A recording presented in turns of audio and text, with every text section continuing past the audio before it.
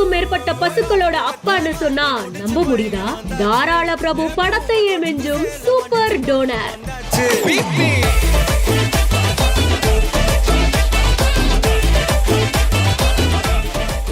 பொதுவாவே நாட்டு மாடுகளோட பால் உடம்புக்கு ரொம்ப நல்லது அப்படின்னு சொல்வாங்க. நம்ம ஊர்ல காங்கேயம் உள்ளிட்ட நாட்டு மாட்டு வகைகள் இருக்கிற மாதிரியே வட மாநிலத்துல உத்தரப்பிரதேஷ், பீகார் அந்த பக்கத்துல எல்லாம் கங்காதிரி அப்படின்ற ஒரு நாட்டு மாட்டு வகை இருக்கு. பாக்குறதுக்கே பிரம்மாண்டமா 300ல இருந்து 350 கிலோ எடை வரைக்கும் இருக்கு.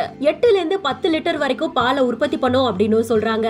அப்படிப்பட்ட மாடுகளை உத்தரப்பிரதேஷ்ல இப்ப எங்கயாவது நீங்க பாத்தீங்க அப்படின்னா மேக்சிமம் அதோடைய அப்பா கோராவா தான் இருக்குமா. 2019ல இருந்து இப்ப வரைக்கும் கிட்டத்தட்ட 50,000க்கும் மேற்பட்ட டோசஸ் ஆஃப் சீமனை கோரா கிட்ட இருந்து எடுத்திருக்காங்க அப்படின்னு சொல்றாங்க. வாரத்துக்கு 2 வாட்டி சீமனை கலெக்ட் பண்ணி உயர் தொழில்நுட்ப ஆய்வகத்துக்கு அதை அனுப்புவாங்களாமா. அங்க இருந்து சீமன் டோசஸ் விவசாயிகளுக்கு அனுப்பப்படும் அப்படின்னு சொல்றாங்க. சரி, அது எப்படி 90% பசுமாடுகளே வருது அப்படின்னு கேட்டீங்கன்னா, அங்க ஒரு மெஷின் இருக்காமா.